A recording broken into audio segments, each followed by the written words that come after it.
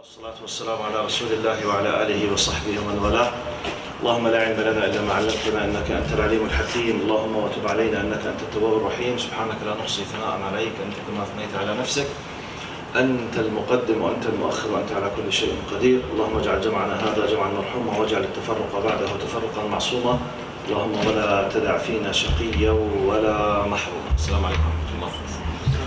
Ask Allah subhanahu wa ta'ala to help me, inshallah, to be of some help in this, inshallah, this gathering. This is the first gathering, inshallah, for the university students. And this is my first time that I meet you. I hope that Allah subhanahu wa ta'ala, inshallah, will help me to convey the message. This is the first meeting, and I always say and repeat, لكل شيخ طريقة. Everyone has his own way how to deliver his message. Now the title that I was asked to tackle basically is what you see, preserving the Muslim Canadian identity in universities. The title could be very easy: how to preserve, how to take care, how to maintain our identity as Muslims in school. I always, whenever I'm starting with the how, I got score number 1. Easily, I can start by just jumping to the idea. Okay, you must do 1, 2, 3, 4, 5, 6, 7. You have not to do this, you must do this. Okay, but at the end, most of you, you know these things. You know what must be done and what must not be done in theory. But is this the problem? No. The problem is much more deeper and bigger. So I'm planning with this session, and maybe this is the first session, will be inshallah. Inshallah, it will be followed with other sessions. برادر محمد، في مجال تدفع شوي نخفف منها، يعني الحمل عم بضرب علي أنا شديد جدا. فسبري ما عشان تحسين فيه؟ في مجال؟ في مجال. إذا تكرمت.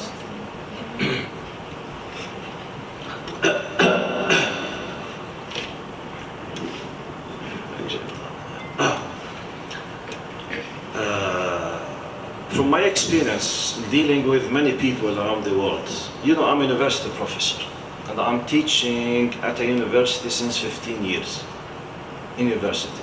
But I'm dealing with the world of teaching since more than 30 years. As a teacher at university, or a teacher in the masjid, or giving a khutbah or a lesson or a dars, or at school, then at university, more than 30 years. Since 1985, I'm dealing with this. So my experience, and with the help of Allah subhanahu wa ta'ala, tells me that this is not just a simple question. How to do it and that's it. The point is much more bigger than this. So I will start with what you say, general introduction. Still, I'm not dealing with the how. And by the way, if I want to deal, just to give you quick idea, to tell you what kind of messages I received from some of you. If you go just quickly, tackle very quickly. You know, this is part of the questions that I received regarding our session today. If you can see, some people, how to remain committed to hijab. Some others, they are talking about Islamophobic comments. Some people, they would like me to talk about discrimination on the campus. Some others, they would like to talk preserving the deen for a future generation. They are afraid of their kids, when they are married, for their future. Some of them, they would like to talk about science in Islam, how it is to be encouraged rather than ignored. Some people about Rida al-Walidain, respecting the parents, especially when there is disagreement. Some others would like to talk about prayer and how to improve the prayer. Misconception about the Quran, the true meaning of Islam, hijab. This is the literal message that I received. Exactly as I received through the WhatsApp from some of you, exactly as them, without modification.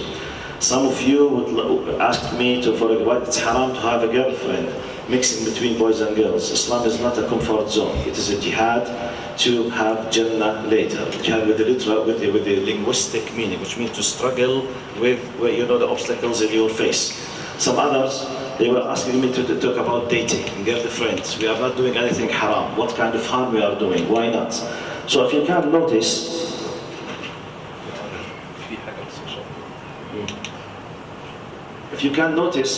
some people, they asked me to talk about Darwinism and science, the relation between Darwinism and, so if you can notice, taking care, respecting the parents, taking care of the hijab. What's the meaning of Islam?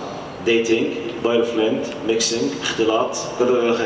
Most of these things, they are about, okay, we know generally what is the verdict, what's the hukm about them. So we are revolving around, okay, I'm not able to preserve or to take care of the hijab, what shall I do? Or why it is haram to have a girlfriend, if it's haram, okay? And, okay, what is the problem of Darwinism? But for me, if you noticed, this is slide number 29, 28. So still have I 27 slides to reach to your questions. Because if I want to tackle them in an academic way, I must go to what I call, in my way, square number 1. So we go to this introduction. As we said, look now, with general introduction, there's an example. I said, note, hygienic system, realize, comes before apply. I'll give a simple example. Imagine, God forbid, that you don't believe that viruses and germs do exist. You don't accept this. And anyone who believes in this, you consider him a backward person. Okay? So therefore, do you accept me telling you what is the proper way to clean your hand? Or does it mean anything for you? You reject the existence of the causes of the causes of the troubles and the illness and the diseases. You say there is nothing such as viruses or microbes, and as long as I can't see them in my eyes, this is just a myth, okay? Khurafa. This is khayal. I don't accept it. What kind of, let's say, benefit I'm gonna get from sitting with you, telling you that, look, it's very important to wash your hand before you eat? Any meaning? Any meaning for this? No meaning. What I'm supposed to do with you, basically, is to convince you that there is, for example, if you don't believe in the existence of viruses, my discussion with you, why you do not accept this possibility. I can't see them in my eyes, for example. But is it the case, anything you can't perceive through your eyes, you don't accept it in your life? This is what? شو المشكلة فيها؟ ها؟ بضل يختفي؟ أنا بحكي لكم معناته بضلني ألمسه، بضلني أحط إيدي عليه يمكن مشان يضل الكونتينيويشن ما ينقطع. ها؟ طيب أنا بضلني أحرك السلايدات إن شاء الله ما بينقطع، بتخيل والله أعلم. جود باي.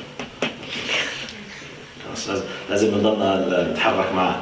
When we ignore it شايف زعل خلاص خلاص رجع؟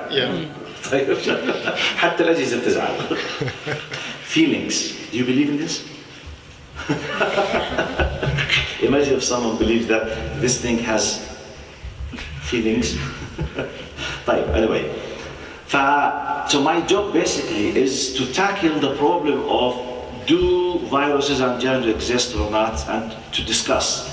If you accepted the idea that they do exist, then you realized what kind of danger they might be causing, then you must listen to the experts why you should keep cleansing and cleaning your hands every time you eat.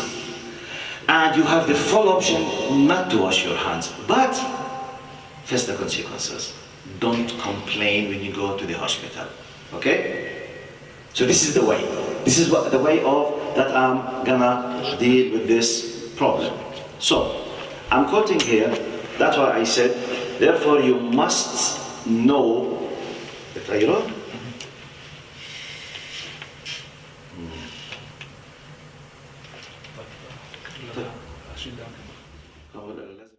that I saw it in one of the programs by the engineer Fadil Suleiman, who's a specialist in tackling the issue of atheism. So I'm quoting, he was saying this example. It's a very nice example. The example says, it's the physician, He says, the example was in Arabic. He says, imagine that a person, out of a sudden, he just opened his eyes. He found himself in the mid of football playground or play field. Just, he found himself. He was having a nice suit with a nice tie, and he's holding a briefcase with him, contains some kind of, he does not know where is he, who is he, why he's there. Imagine that. This person does exist. And he's witnessing, two groups, they are playing football, and they are, chasing the football, playing, and the people, all of them, they are, doing this, and okay, who am I? Then he was told the following. He said, you are the physician. You are the medical doctor of the team. This briefcase contains all the needed medicine in case any kind of injury or hurt any one of the players is facing. Your role basically is to do what? To take care of him, to give him the right medicine. Plus, inside this briefcase, there is a guide, there is a catalog, and you have devices. There's a scanner that tells you exactly where is the injury. And the scanner tells you what is the exact medicine, but use it properly as you've been directed. So this is your job, and if you do it properly, by the end of the game, you will be receiving $10,000. If you do not, you might go to the jail. Okay? Now he says, compare between this person at the beginning, when he just found himself there, having no idea about who am I, why I am here. Just people are playing, and I'm there, but why I'm not playing with them? Question. But why the people they are not تصفيق شو بالإنجليزي? Clapping. Why the people they are not clapping for me? Why just for the players? Now, if I don't know the purpose of my existence and what is my job and what are the tools to do my job, basically, I'm in a chaos, in a very ambiguous situation. I'm wasting my time. I'm losing everything. I'm in a very difficult situation. But then I was told, or I found a paper inside myself, my pocket tells me you are the doctor, this is what you should do, 1 to 2, this is what you will be receiving. If you do not, this is what will you be receiving. After that, okay, you know. Am I have the tools? Yes. Is it true? Do a test? Yes, that's true. Do they deal with me as a doctor? Yes. Okay, do your job. Then you will be rewarded. If not, you might be punished. This example was used in a context of discussing with atheists and some kind of questions of atheism. When they say, atheists, when they attack a believer, they convince him that you are there for no reason, okay? And you have nothing to do. The law of coincidence just made you exist, and that's it. Like, give me or replace me with another better answers, no answers. But why I'm here? Coincidence. Now, who decided that I am there? No one knows. Khalas. It's just coincidence. But what will happen? Nothing. You will die or will be a dust, and that's it. That's why atheism, when they attack believers, they don't give them an alternative. They just let them leave the area of comfort. Got my point? So my quotation point here is, now, so that to be able, look, put yourself in the place of this physician. Once you realize, maybe you will say, okay, but no one consulted me. I would love to be a player. You can do it, but by law, which means do your job now. When you finish this game, go and see, are you fit enough to be a superhero in class? Maybe your body does not help you. So this is part of your test. You can't be a sport person, but you are an expert in medicine. Yeah, but I would love, this is part of what you've been given. But they have the prestige. The people that are playing, you have the prestige. You are taking care of them. You are having a lot of money as well. You have a nice car and a nice foot and a nice. So Allah distributed the things and gave you roles. Now, when you understand your role, you will have the peace of mind. Now, next step, knowing why I am here. So I am the doctor. I am the physician. My job. This is the tools. This is my way. This is the results. Okay. Now, next step, the fact that I knew has solved 50% of the problem. But the whole problem is not solved yet. Why? because still I did not take the decision to respond to my role. Okay, I've been told, I know. But next, do your job. Fulfill your duty. I decided not. So I'm facing a problem now. So we need two basic steps. You need to realize who you are. Okay? What is the purpose of your existence? What is the job? What is your title basically? Do you have tools to deal? You have items under your hand that you can make benefit of? Yes, no. If yes, make benefit of them. Okay? So from here, I will start. So it's not a problem of you being in the university. This is a very small problem in your life. Because 2-3 years later, you will be outside university. You will be in the big class of the world. Okay? What is the same problems are applicable. You work at X company, you work at this institution, you work in a multinational corporation, okay. People are asking you, maybe making fun of your identity. Why am I supposed to defend my identity? Why my identity should be something valuable? Why? Why not to forsake my identity? Question. Common sense or not? Here comes realizing what I'm saying. That's why when you realize, you take a decision, face the consequence. Because some people will say, okay.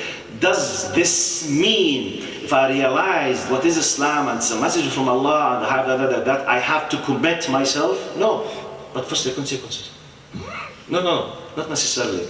We have disbelievers, we have rejectors, we have hypocrites, we have whatever. Yes, but you have to know the following. Believe me, brothers and sisters, maybe the most important law to be understood in this universe, within understanding the universal law of Allah subhanahu wa ta'ala, that every decision in your life, every action in your life has consequences. There is nothing without aqibah. In Arabic, we call it qanun al-aqibah. The universe is built on qanun al-aqibah. Maybe you decide to say, I don't care with Islam. By the way, you can do it. Who can stop you, by the way? Who can? No one. But face the consequences. You have declared war against Allah. But I don't believe in Allah. Okay. Face the consequences. You don't believe in Him. But when you pass away, when you meet Him, still you have doubts. Do you have full evidence that He does not exist? Face Him when you die. Face the consequences. Ya ammi, okay, I'm telling you, face the consequences. تحمل نتائج قرارك. But I don't believe. Okay, don't believe. You don't believe, which means you don't accept. But Allah created you with a fitrah from inside, with inner nature that keep telling you that He is there. If you can prove to yourself in full, having the full peace of mind, full comfort that He does not exist, be sure that Allah will not be in justice with you. But as long as you can't be sure that He does not exist. So how come you just delete it, face the consequences? But I decided to follow the rules. I will face the consequences as well. The one who drives his car on the highway, following the rules, is it easy or difficult sometimes following the rules? For example, the phone is ringing. But yeah, it's a very important call. You would love to respond, yes or no? The law says what? No.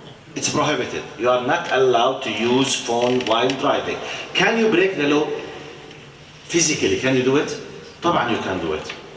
You are under the possibility of a policeman might see you and you will have a fine, or you might cause an accident. And this accident could be a deadly one or a minor one. طيب, you skipped the first time. It became part of your habit on daily basis on the highway with a speed of 120 all the time you are using the phone. The possibility of having a deadly accident is becoming, you are breaking the law. صار الحادث, happened. تستاهل. True or false? You deserve it. You are breaking the law. And the law was not designed just for the sake of making your life difficult. It's to take care of you and others. Because when you did the accident, you did not just hurt yourself, you caused the death of others. This is human law. طيب, when I preserve and I take care the law, basically, I'm losing some benefits, which is I was having amazing emotions. I would love to speak with my friend. But when I stopped with the new coming break or station or whatever dunia alam, I did the telephone call. شو صار في الدنيا؟ كم واحد مات خلال 5 دقائق؟ No one. As we say in Arabic, شو بده يصير؟ طارت الدنيا؟ Nothing. Sometimes you have to compromise. Harms, benefits, harms, benefits. The same thing is with Allah subhanahu wa ta'ala and with Islam. So therefore, the goal of this session, at least from my point of view, as I did understand, is to realize who you are, what is your job, how to do it properly, what will happen next. Okay? And I mean next كتير. Yes? Sure, but for the world, we can see that there are cops here and this telephone, we can see these the roads, and we can see all these things, but can't see Allah. That's true. But can we leave the answer to the end, Malish? I need to finish the presentation, then I will tackle the questions. Okay, brother, inshallah? Jazakallah khair. And when I finish, inshallah, it will be the first question to deal with. Thank you very much. Now, and by the way, now I'm sitting with believers. Okay? I'm not sitting with atheists now. If I'm sitting with non-believers, this will not be my introduction. So this could be part of the answer, because I'm not sitting with atheists now. If I'm sitting with atheists, maybe my first point will be the following question. Do you reject anything you can't perceive through your senses? Or do you accept just what you can perceive through your senses? For example, something you can see, you can touch, you can... If not, I will discuss with you how many things in your life you accept its existence even though you can't see them in your eyes, such as the electrons and neutrons inside the nuclear. Do you believe in their existence? Who saw them? Who saw them on Earth? I'm talking from scientific point of view. Who saw the electrons and the protons inside the nuclear? Who saw them? No one. No one. No one. But they assume that they are there and they give you the portrait how they might be. No one was able to see them. Because they are so small and the speed is times higher than the speed of the light. So they can't. طيب, why do we believe in them? Who saw gravity? Who tasted gravity? Who touched gravity? No one. Why do we believe in gravity? Because of the effect and influence. You see? So basically, if I'm talking with non-believers, this is how I will start. So it's not the case that anything we don't see, it does not exist. But this is not my point. I use this simple example just to take part of it. Okay, brother? Jazakallah khair. Now, so jump into, because most of your questions that came, it's about how should I preserve, take care of the hijab, why boyfriend, girlfriend is haram. So I'm going to square number 1, because easily we will be able to tackle these things. Now I will show you a quick example. نسيت السماعة. غلبك ممكن بشكل سريع جدا بعد إذنك أعطيك المفتاح تجيب لي من صندوق السيارة. سيارتي تعرفها؟ هوندا البيضاء. موجود سماعة. Drinks إن شاء الله بإذن الله. So basically, one of the things that you need to start from the purpose of life, at least from Islamic point of view. I'm not sitting with atheists. I'm sitting with believers. I'm assuming that you are believers. Do you have atheists here? Do you have non-believers in the existence of Allah here? Seriously, I'm asking. Do we have? Because we will have another session especially for those people if you have. Okay? Time. Now the purpose of life, from Islamic point of view, if you are a believer in Islam, basically, clearly Allah subhanahu wa ta'ala said, وَمَا خَلَقْتُ الْجِنَّ وَالْإِنسَ إِلَّا لِيَعْبُدُونَ. The general meaning of worship, ibadah, in Arabic means انقياد وخضوع مطلق. Full submission for something, it will be a matter of worship. يعني العابد هو الذي ينقاد ويخضع لشيء بشكل مطلق. That's why Prophet Muhammad صلى الله عليه وسلم said in a hadith, قال تعس عبد الدينار. Woe to him, the worshipper of the dinar, or in our language now, the dollar. Basically, he's not doing sujood, and he's not worshipping literally, ritually, the dinar, the dollar. What does this mean?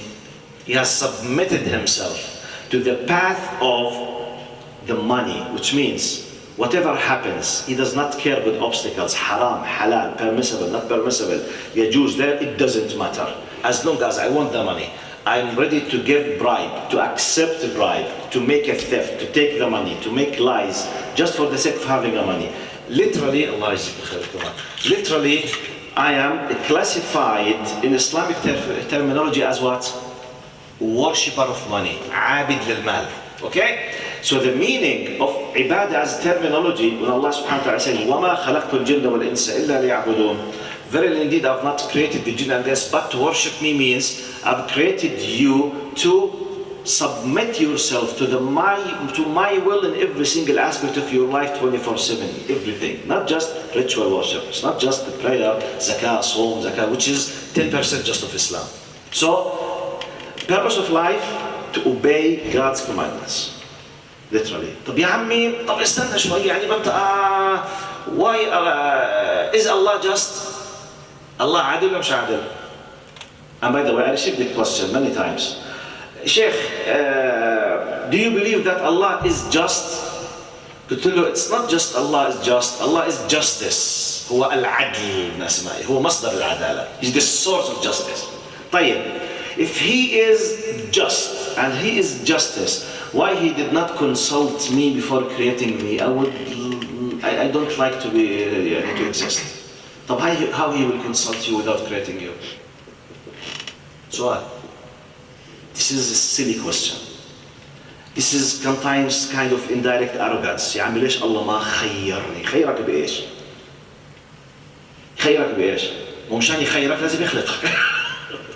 معناته sometimes it's a silly question. سؤال سخيف. قال إذا الله عادل كان لازم يسألني. طب يسألك وين يخلقك؟ خلقك خلص. صورة existence. يعني فلا. The point, instead of wasting your time, do I exist? Yes. Do I prove that he does exist? Yes. Can you replace it with another God? عندك إله غيره؟ روح اتبعه. Can you face this great God? If not, if you are a believer, please know what is the purpose of your existence. Purpose of existence, وما خلقت الجن والإنس إلا, with general meaning. طبعا تحدث عن استعماركم فيها والاستخلاف, which means to build this world, etc. Now, I will give you just a simple example. Sometimes how to define, how to decide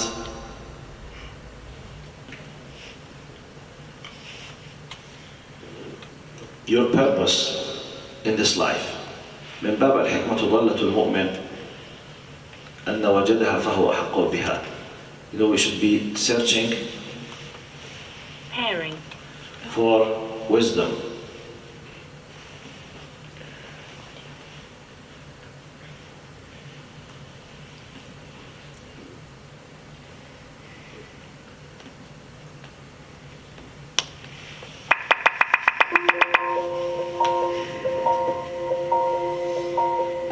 Can you all see? Awesome.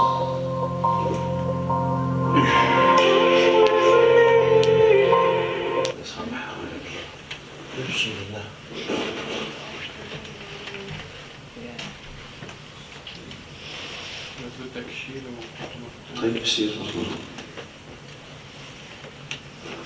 خليش بس تشيله ولا تحطه.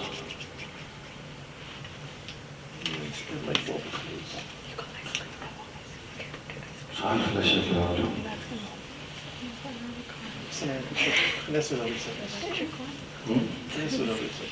Reset.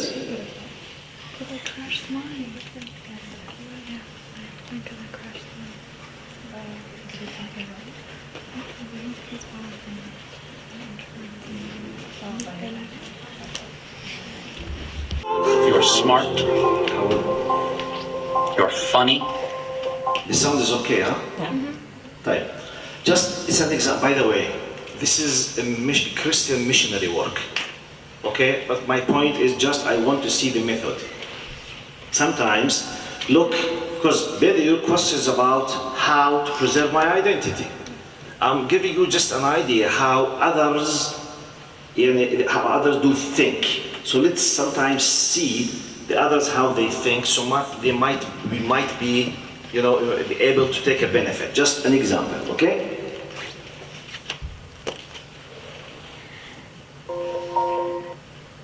Scale, or the hair product you use, or the shoes you wear.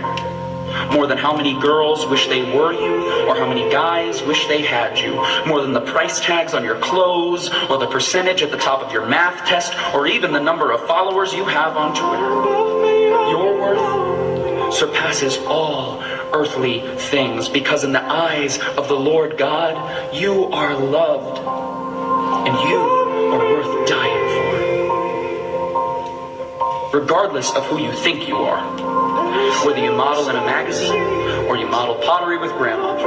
Whether you're on the hot list, or the not list. Whether you're head cheerleader, or a high school dropout. Whether you're Miss Popular, or you've never had anyone you could call a friend. Whether you love yourself and love your life, or you can't stand to look in the mirror and you feel as if everything in your life is falling apart. Whether you're such a winner, or you feel like the world's biggest failure, regardless of who you think you are.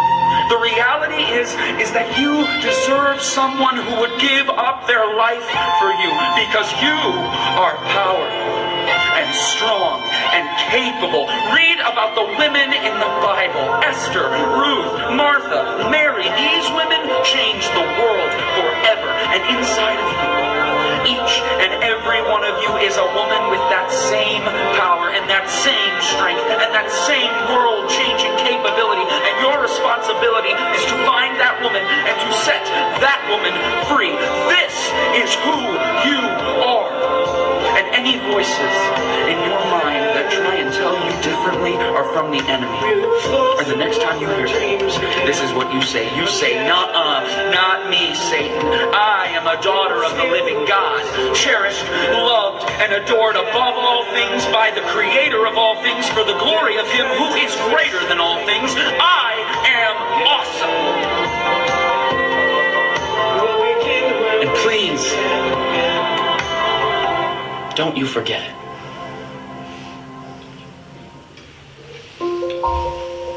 Christian missionary work, okay? Forget the faith side of this. I'm talking about the way now. The way of a group of people who follow their faith, telling their followers who you are. From us, we don't accept this from faith point of view. We don't consider this. So forget the core of the living God or something. But I'm giving you an example sometimes how to tackle the idea. If you need an example, this is, if you believe in this, okay, this is what you should follow. If you accept this, be careful from X, Y, Z. You have enemies? Yes. You have a job? Yes. Your message is X, Y, Z. If you accept this faith of this religion, this is your job. Are you gonna face obstacles? Yes. So what I'm trying to do, this is part of your life. You have to struggle against what you will be facing. Because this is a very powerful message, as I told you. We don't agree from faith of view, but I'm talking about the way, okay? Now, this kind of introduction should lead you to realize the following. Before tackling what to do exactly or how to keep your identity, at least from my point of view, we need to realize the following. This worldly life is the place of testing and trials and not the final rewards. احنا بالعربي بنقول الدنيا دار بلاء وامتحان وليست دار جزاء. If I don't know this, or I don't accept this, or I don't believe in this, I will not be able to tackle or to answer any of my problems. Simply. Is wearing hijab a struggle or not? I'm not talking here in Canada, generally. In our countries, where you have a very hot places, wearing hijab, is it easy or it's a big problem from pure human point of view? Is it easy? It's not easy. طيب, if I don't realize that this is part of the test, طيب, lower your gaze, اللي هو غض البصر, ماشي?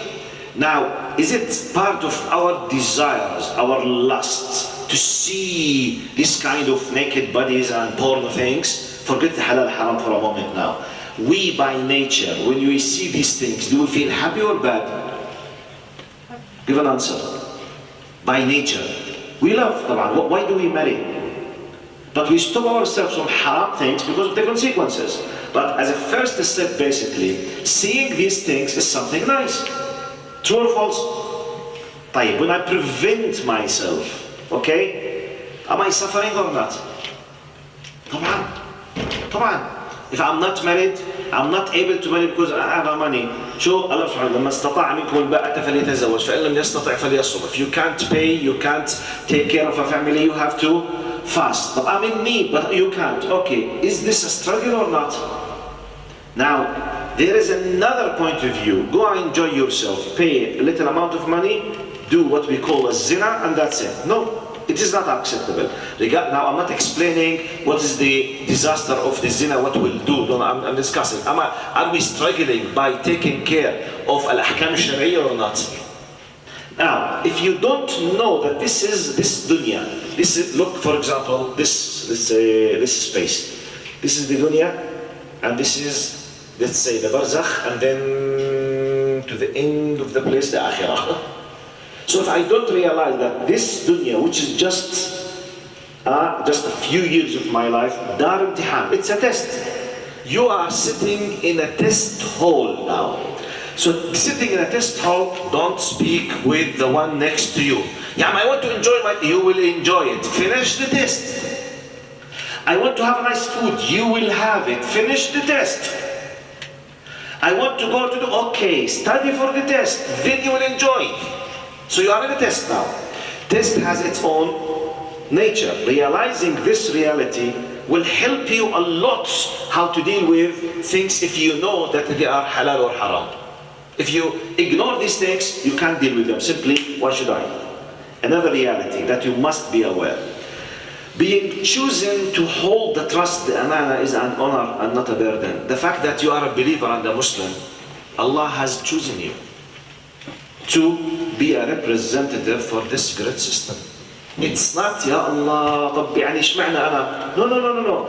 Ya Allah, thank you very much for the fact that you has chosen me to be from this small number of believers who will be representing your religion. If you take it in this way, so I am holding the amana, the trust. دقيقتين الصلاة. نقطع نكمل ها؟ طيب إن شاء الله 5 دقائق نقطع نصلي ونكمل إن شاء الله بإذن الله عز وجل. فحمل الأمانة تشريف وتكريم. It's not a burden, it is an honor. Then you need to know this. I can't force you to accept it because maybe you need to read to be convinced with this. Islam came as a revolution against injustice, evilness, corruption, and all other kind of terminology which is close to this. So therefore, it is a common result to be attacked and to be portrayed as bad and evil and wrong, etc., as a defense system from the corrupted people. You need to know, the fact that you've been attacked does not mean you are wrong. You need to know that there is the power of evilness in this earth. Go to any country, to any place. Corrupted people, always they are fighting who? The Muslihin. Anyone who want to fix problems will be attacked by the power of the media, of the corrupted people. Because if he fixed the problem, they will lose their power. They will lose their power. They will lose their control. They will lose everything. So therefore, they know that you have the truth. So this truth, if it is spread, they will lose their power. So therefore, now many people, they know that an amazing solutions are there in your system. So if these things, became clear for everyone, evilness, bad people, corrupted people. For example, I'll give you just a simple example, drugs and alcohol. Is there anyone drugs and alcohol, is there anyone on earth who does not know that they are very harmful for every single person? True or false? But are they able to fight them? Still they are spreading. And sometimes they put laws for them to protect them and somehow. طيب, in Islam, no compromise with this. Both of them are haram. So anyone who's benefiting from alcohol and drugs will love Islam or will fight Islam? Is there a need to tell you that he will do his best to fight Islam? Because if Islam is powerful enough to spread these two ideas, anyone who's benefiting from the, not billions, the trillions that comes, oh, I forgot the third thing, porno industry. Porno industry, you know, the people, they benefit trillions from it. Drugs and alcohol. These three things. In Islam, any compromise with this? No negotiations. Haram, and they must be stopped. Anyone who's benefiting, now how many millions they are benefiting from this? I'll give you an example. That the fact that your system, your faith is attacked does not mean that necessarily you are wrong. Okay? Stop now. We pray the Isha, then we'll continue. جزاكم الله خير. السلام عليكم. آله وصحبه ومن والاه. In the name of Allah, subhanahu wa ta'ala, the most compassionate, the most merciful, all praise and thanks are due to Him, and peace and blessings be upon His beloved Prophet Muhammad sallallahu alaihi wasallam. He was guided by the will of Allah. No one can misguide him, and he was misguided. No one can guide him except Allah subhanahu wa ta'ala. مشكلة أمسكوها.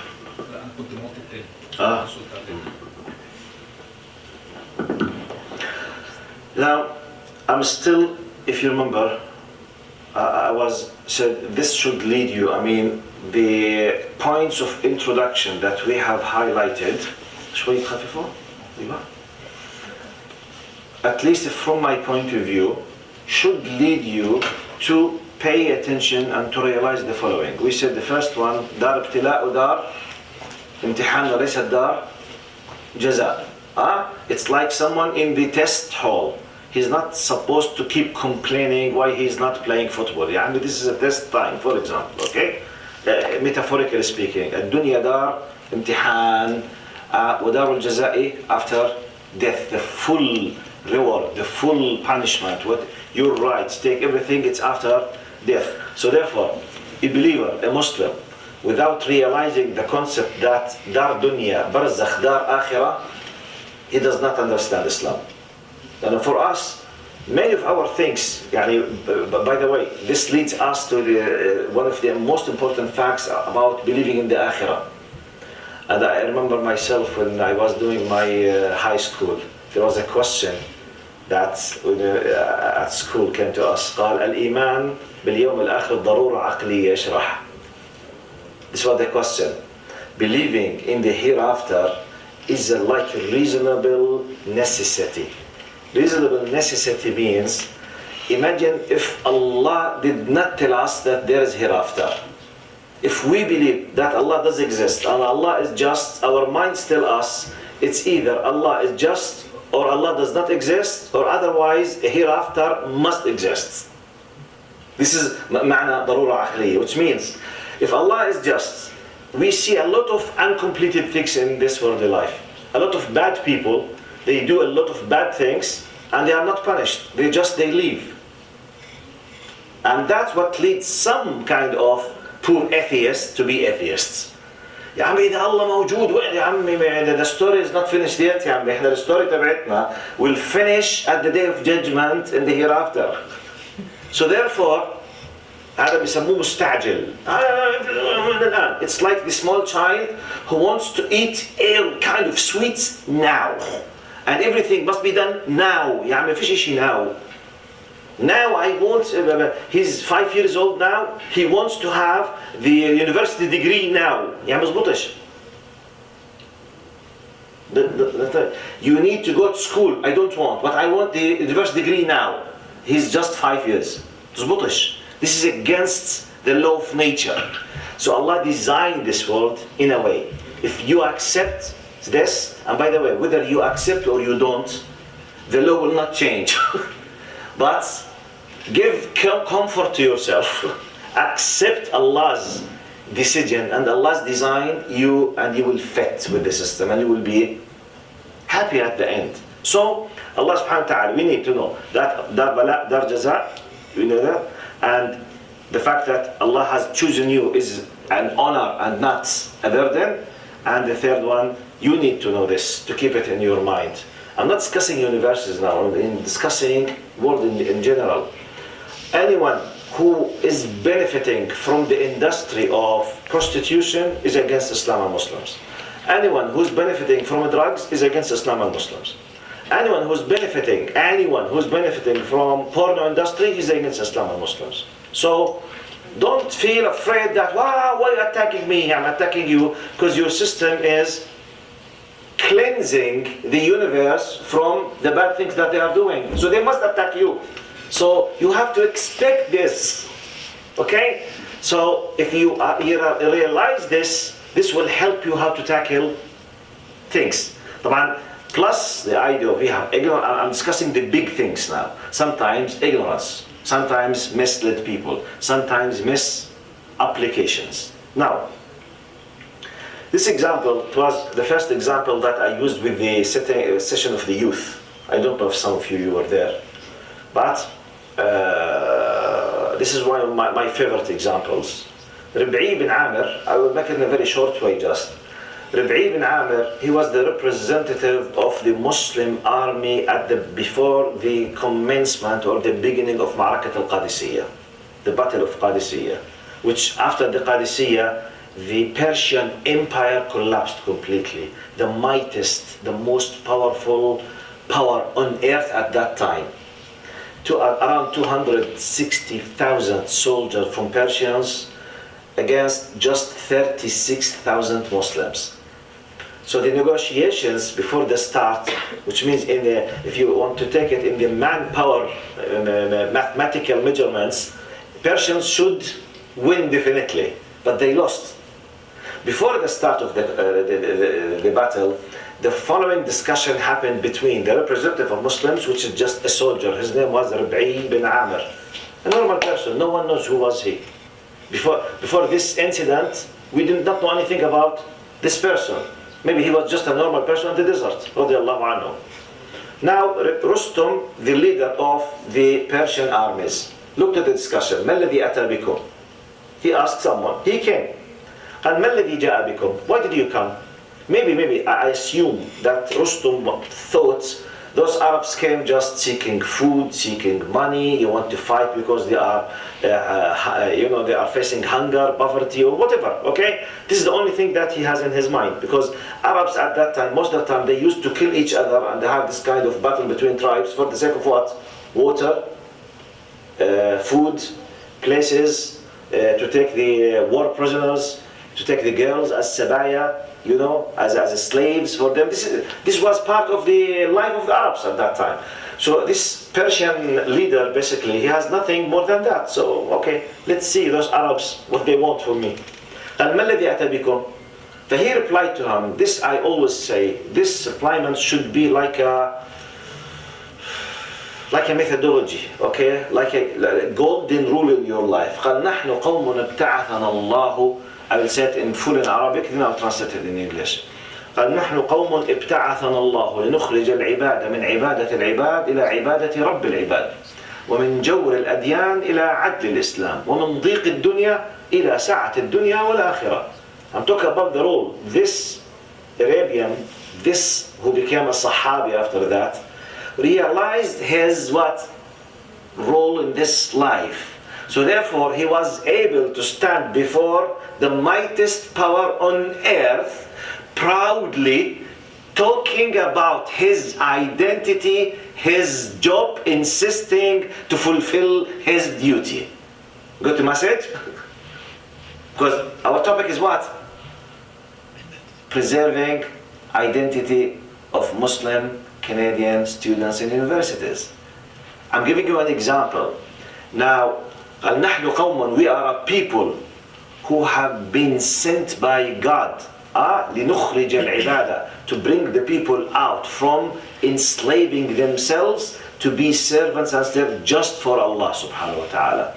قال ومن جور الأديان, from the injustice of religions on earth into the justice of Islam. ومن ضيق الدنيا, from the narrowness of this worldly life إلى سعة الدنيا والآخرة, to this wideness of this worldly life and the hereafter, to let them realize the true vision of their existence. There is God, there is hereafter, there is accountability, I will be held accountable after death. The real life starts after death. Prophet Muhammad ﷺ says, ما أنا والدنيا إلا كراكب استظل تحت ظل شجرة ثم راح وتركها. He said, he's resembling my status compared with the hereafter is like a rider who's riding a horse in a long travel for thousands of miles. He just took a rest for 5 minutes under a tree. This rest for 5 minutes under a tree is the dunya.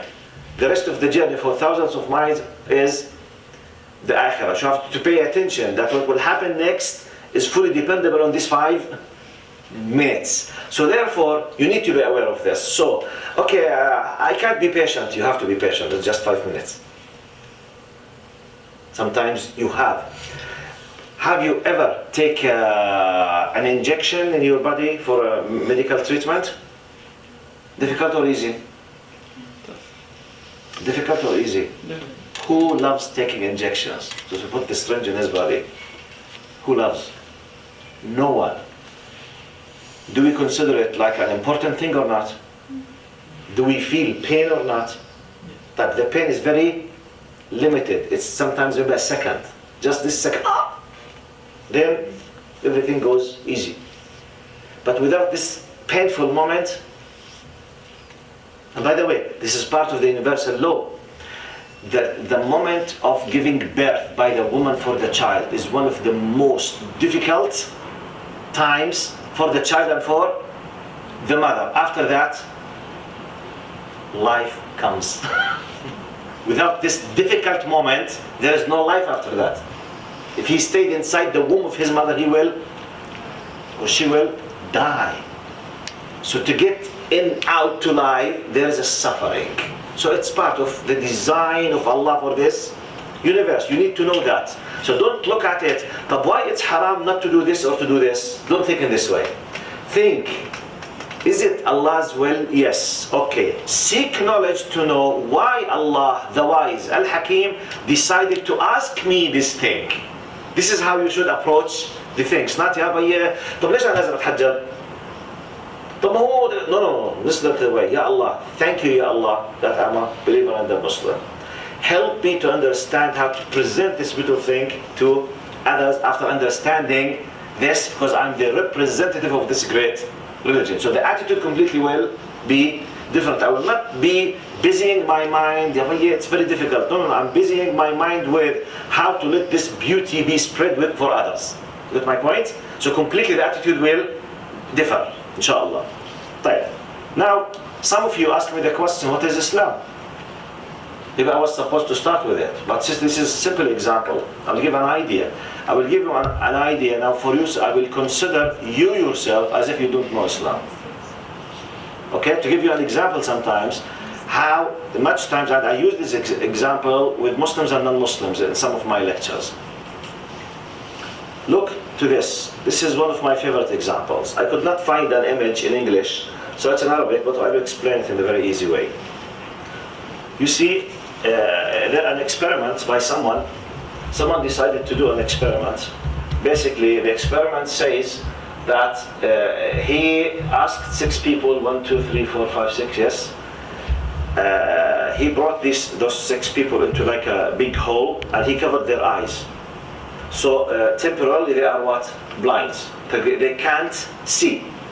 So the condition before bringing those people was that none of those should have any idea about what elephant is. So they don't recognize this kind of animal. They have not, if they hear the word elephant or feel, for them it could be a drink, it could be a cloth, it could be a garment, it could be a drink. They have nothing. They don't know what elephant is, okay?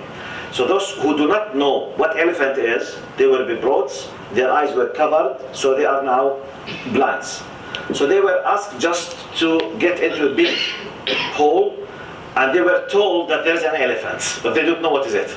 They said, keep walking till you touch the elephant and tell us what elephant is from your point of view. Okay? So now blindly they were walking now. One of them came to the tail. So okay, Mr. A, Mr. 1, what is elephant? He said it's habl, rope. For him now he's using just the sense of touch. He's not witnessing by his eyes. So it's a rope. The one, for example, told me, what is it? He said it's a wall, jidar, head. The one next to the leg, what is it? It's a tree. You see? Tree.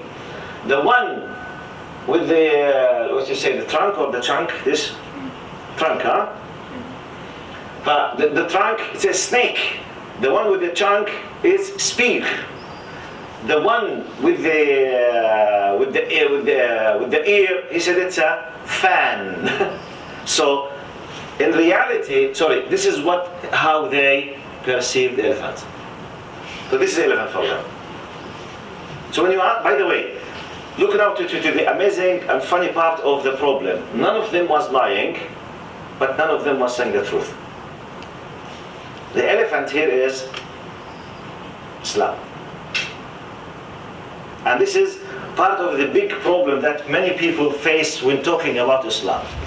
Many Muslims, this is how they perceive Islam. So this is the elephant Islam. Look, now sometimes for many reasons, ignorance, misunderstanding, not going to Islamic schools, approaching some bad people, misapplication, misunderstanding, and if they are Muslims, okay? They are non-Muslims, the media. Sometimes when you go to a media like Fox News in the United States, 24/7, what they say about Islam and Muslims? 24/7. All bad lies that you can ever imagine, you will find it in Fox. As an example, amazingly, they say a lot of bad things about Muslims. But if an American guy is sitting all the time listening to Fox News, what is the image about Islam that he will have? You got my point? So, now part of the misunderstanding now, you need to realize and to give the true image about the elephant, you yourself, you need to realize that I'm resembling Islam with the elephants. Islam is a huge system. Okay, I knew that it's an animal. Wait, still, you need to realize that this animal is very powerful. Now this is one of the steps. But this power comes from his size. But what can this animal do, for example? It can pull 5 tons of weight, which is like a truck. If you put some kind of protections of shield, of leather around this animal, you can attack a village by your own self with 2 horses just on one elephant. It's an amazing, it's a mighty power. Now, realizing the nature, the power, everything has to do, you will enjoy dealing with it and you will take care, because a small mistake, if you slept under the foot of the elephant, it could smash you, it could kill you. Realizing the nature will let you realize, represent, understand, enjoy dealing with it. But if the channel of receiving information about this religion is so narrow, or through ignorance or misunderstanding, this how it will be completely misunderstood, and you will be misled yourself and you might mislead others. Here comes an amazing, beautiful message that we have to realize. But how to solve this problem? Seek the knowledge. The first ayah was revealed as Usjud or Arbud. The first ayah was revealed. Usjud or Arbud, which one of them? Iqra. It's not Usjud or Arbud, it's Iqra. The first ayah was Iqra, seek the knowledge. But how to understand? You need to understand. This is a huge system for humanity. It contains economic system, financial system, ethical system, family system. It's amazing. We need to read you need to sit, you need to sick. Now, just to have a small knowledge in one field of specialization, to work just to gain simple part money of your life, you study 4 years, which is just to earn a little amount of money. I'm not talking about master's degree, I'm not discussing PhD now. At least 4 years. Now the one who will hold PhD to be a specialist in a small subject, just to take a good salary in his life, he studies, on average, I myself, to finish my PhD, I studied 18 years. PhD after the school. 12 years at school, 4 years BA, 7 years and a half. MA, 6 years PhD. So I studied 12 plus 18, 30 years just to have PhD. Imagine that my PhD in something has nothing to do with Islam or religious studies. 30 years, school and postgraduate and undergraduate, just to start having a position in a university to have a good salary. Wow, do we do this or not? But we have thousands of people do it, just to have a good salary. Then out of a sudden, وكان رحمه الله, okay, الله أكبر, الله أكبر, صلاة الجنازة على المرحوم, a professor, 30 years of studying, good salary, nice car, good house, out of a sudden, rahimahullah. Ya Allah. Does this happen or not? In many my point is, do we pay amazing efforts for simple worldly purposes or not? Do we or not? We do. So, if you want really to understand, I'm just giving you an idea that this great Islam, it's not a peanut. It's not a piece of cake. يعني والله I love Islam, طيب. And I would love to serve Islam, طيب. Okay. And okay, but I have no time to study about Islam. I'm sorry to tell you that there's a question mark on the claimed love. Sorry. You pay 10, 12 years just to work in one field to be an expert in that. Not necessarily to be expert, but at least to know the basics. You need to study. How many of us will push his kids or he himself to take special courses to understand ulum al-Quran, the science of the Quran? How many of us aslan will push himself to go to have just a special recitation of the Quran, qawaid al-tajweed just, and you know, etc. Now, another example, just to make time easy, to say to tell you sometimes, because you ask many questions, instead of telling you, look, hijab and obligation, by the way, this is like an opening session, and if you like, for the future, we can arrange a monthly, every 2 months session, where I will start tackling the specific points of yours. Maybe we'll have a special session just for hijab, just discussing nothing. Special session just about having boyfriend or girlfriend, halal, haram, yes, no, why? Because I need to put, now after laying down the foundations, it will be easy to tackle the rest. But without these foundations, it might be difficult. Now, let's see an example about someone, someone who realized this, and I put it under the title of a debate on the ban of the niqab or burqa. Listen to those who solved the problem before you. By the way, before starting this debate, it happened in one of the American TV channels regarding something happened in France. Now, the burqa or the niqab, we are talking about the cover of the face, okay? In Islam, there's two opinions about this. Some scholars, they say it's fard, an obligation. Some scholars, they say it's not. I am with the group that they say it's not an obligation. But we do not reject the other one, we do not attack them. We do respect them, both. And those who believe that it is an obligation, they have no right to attack the other group, okay? But now, my point is not the niqab. My point is, see how sometimes when you believe in something, how to defend it. And not to have the inferiority complex. سمعتوا المصطلح هذا؟ عقدة النقص. Don't feel that, oh, okay, don't be apologetic. شو المصطلح هذا؟ دائما اعتذاري. يعني ما هو لأنه أنا بتعرفوا يعني no. You believe in this? Especially in this country. They always say, in this country, this is something very beautiful. They say Canadian, they celebrate differences. True or false? The Hindu, they are proud of their religion, their culture. Jewish, they are proud of their culture. Christians, they are proud of their culture. You, Mr. Muslim, Mrs. Muslima, Ms. Muslima, Miss Muslima, you must be proud of your culture and your religion as well. No one is attacking. You yourself don't make the problem for yourself. Okay? Don't have the inferiority complex. عقدة النقص. You are all equal. Be proud. Take about. You are like in a marketing way. Everyone is talking about he's proud of his identity. So this is an example how when someone believes in something, he should be very powerful in defending his faith. Okay?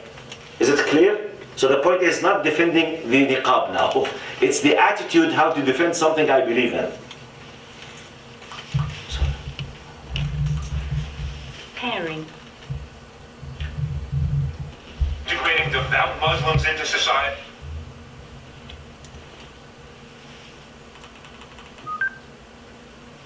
They are not unique. Just 1 second to make sure in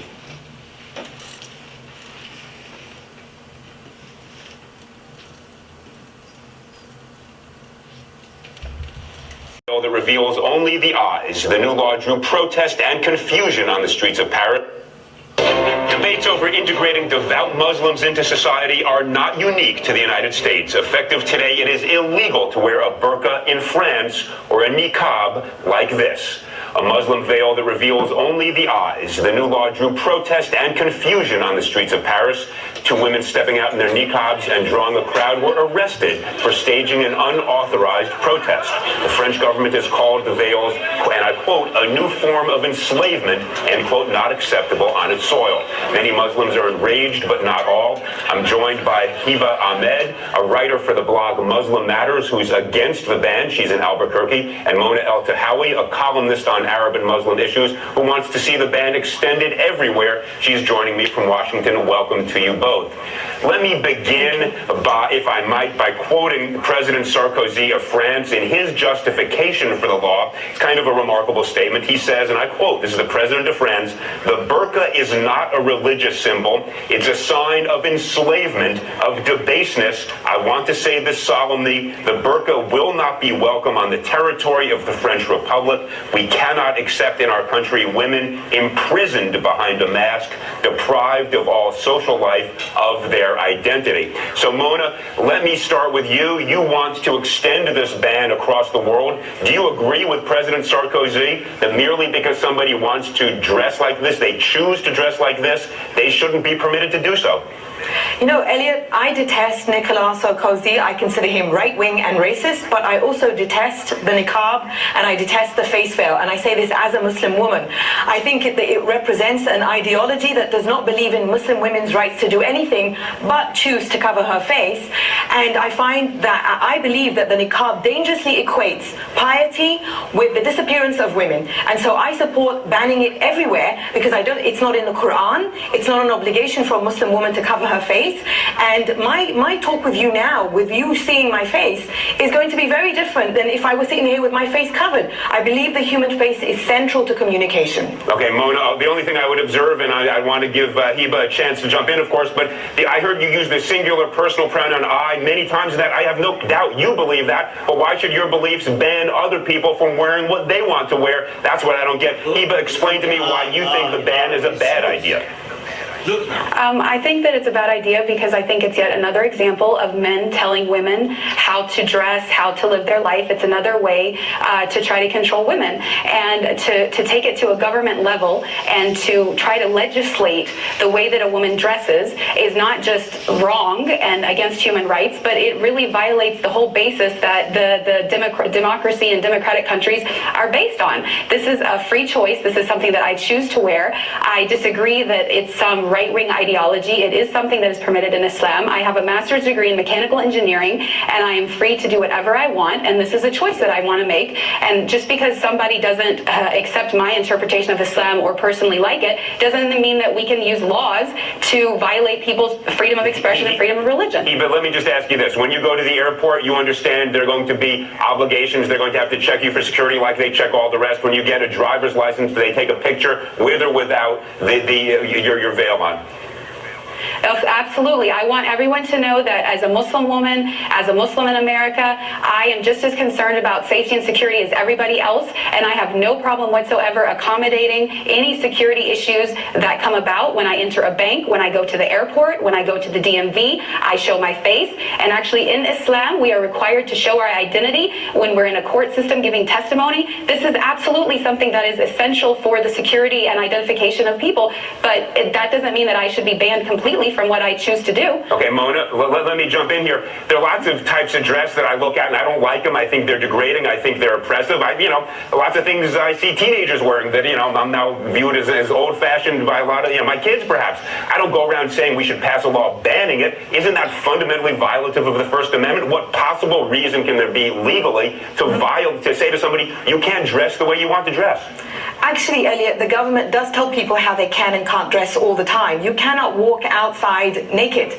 There are many states here in the US where 3 or more people cannot be together in public with wearing a face mask. So the government actually does legislate over our wardrobe, but everybody conveniently forgets that. I would like to ask Heba, once I'm done talking, if she works, because we've been on media shows together where we've been on opposite ends of this argument. And I know from what she said before that once she started covering her face, she stopped working. So my argument is, and this is not just about I understand what the point that you were making earlier, Elliot. Feminist groups, many women's rights groups have made the point that what the niqab does in a society, especially for Muslim women, is that it creates a spectrum where that is the pinnacle of piety and that is the good Muslim woman.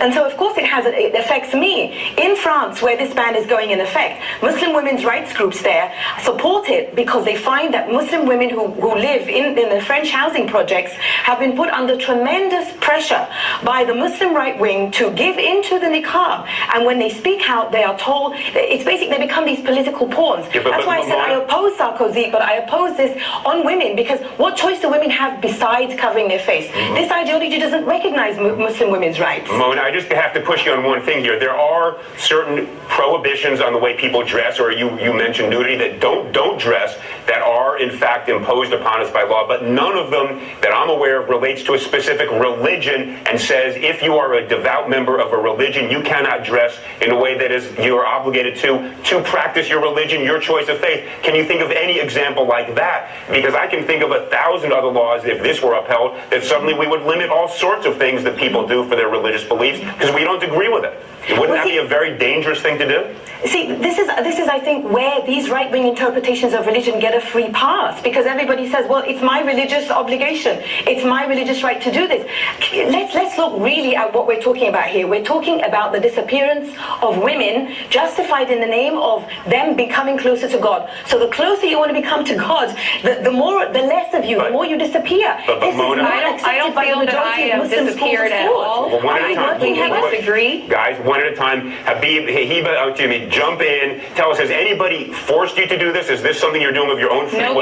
Nobody has forced me to do this, and I really have to disagree with the statistics that Mona is trying to put forth, because studies have shown that there are only 2,000 women in France that wear the niqab. The majority of them are converts who converted to Islam and are voluntarily choosing to do it. This is my choice. Nobody can force me to take it off.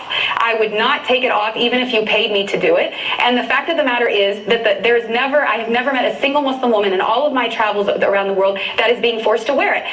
I understand Mona does not like it and does not want to wear it personally, but she keeps talking about her own feelings about it, and she wants to use the law to support it. If she wants a diversity in Islamic belief, then she has to accept my version just like she wants me to accept hers. Mona, let me ask you this question. Do you have any evidence to support your statement that women are forced to wear this? And let me ask you this. If women are being forced to do something they don't want to do, there is recourse other than banning this entire mode of dress that is chosen, as we just heard from him, by people who do choose to wear it of their own free will. Well, I lived in Saudi Arabia. Heba says that she's traveled the world and she's never met a woman who's been forced to wear it. I lived in Saudi Arabia where millions of women are forced to cover their face. But now that the argument will be, well, that's in Saudi Arabia, not in France.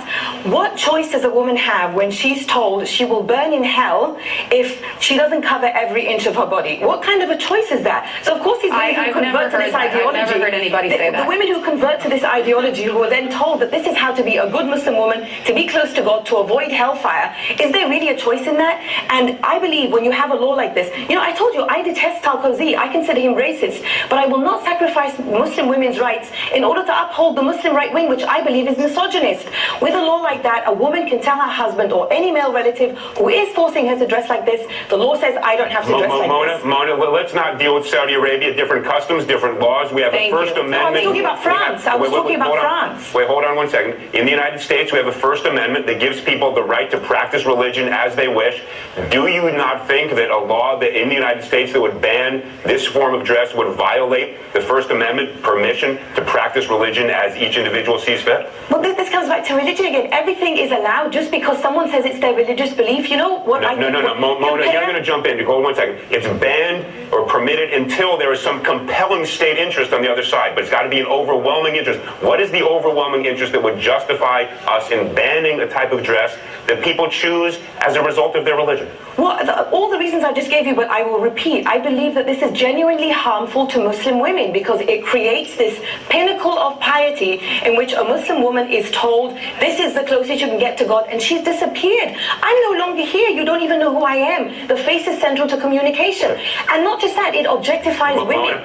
The pinnacle of objectification. Look, I agree with much of what you're saying, but not as a matter of law. Hey, but, you know, you get the last word. You haven't gotten a fair time on this one. Give it the best 15 seconds you've got. Thank you.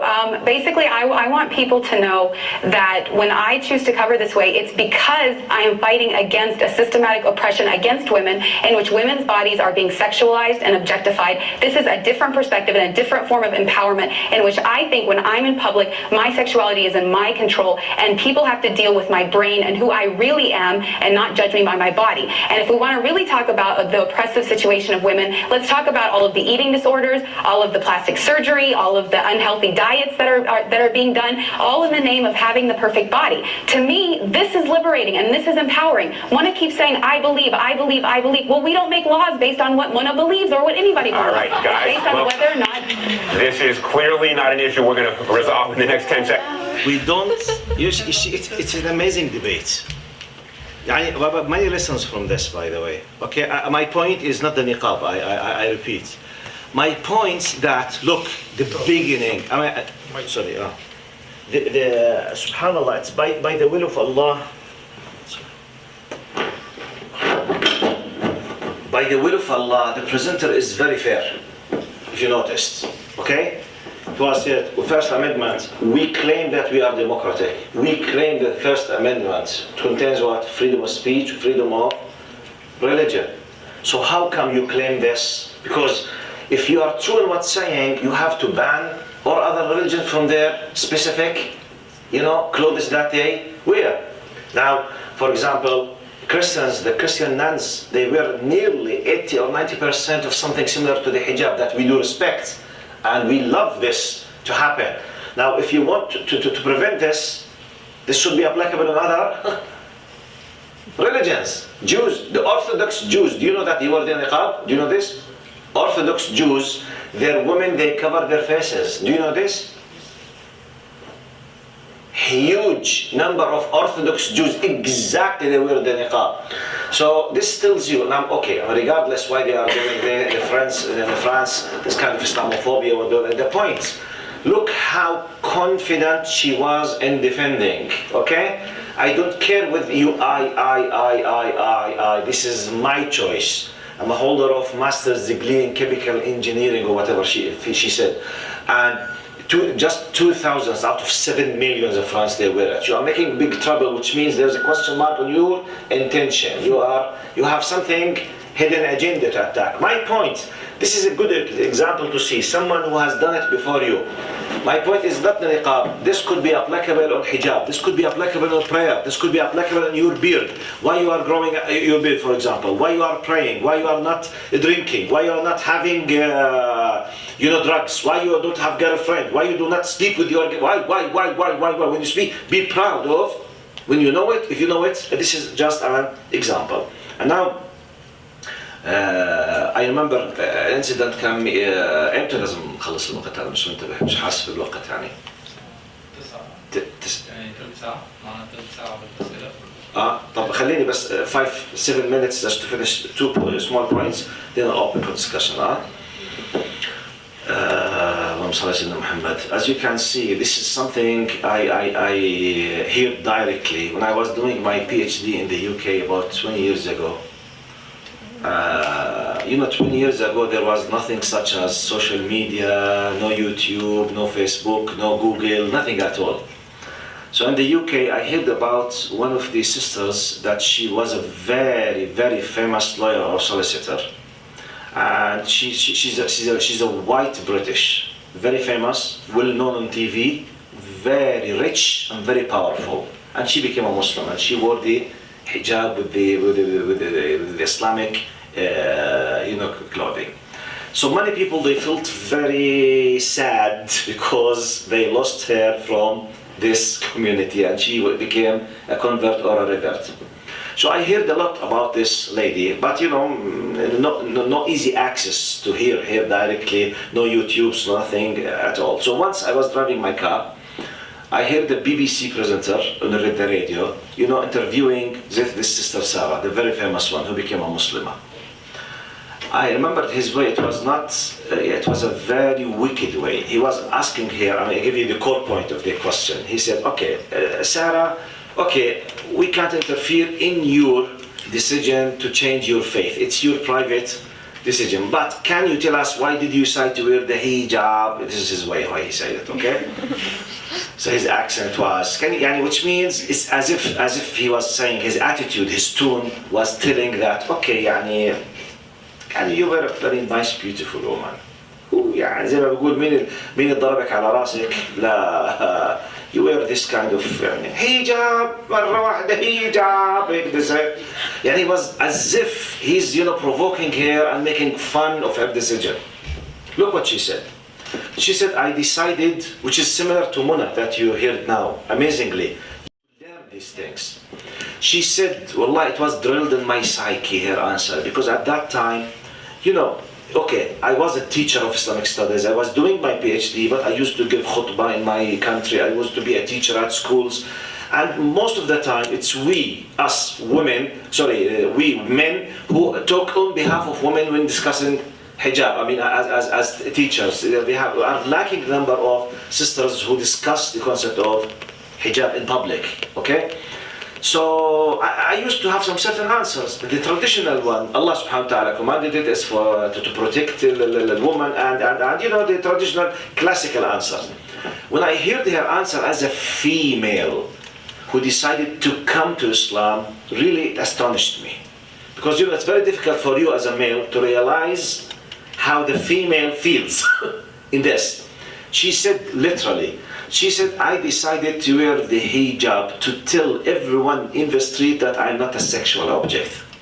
I want everyone in the street to know when he deals with me, I want him to deal with me according to my humanity, my personality, my character, not according to my body. That's it. It's an amazing message. When you deal with me not according to how beautiful my body is. Does this happen in the streets or not? Many of them, they lie, they close their eyes. Human rights. Go just see the sexual harassment on worldwide level in different countries because of, not taking care of such further. But they close their eyes, they attack just Islam and Muslim and the hijab.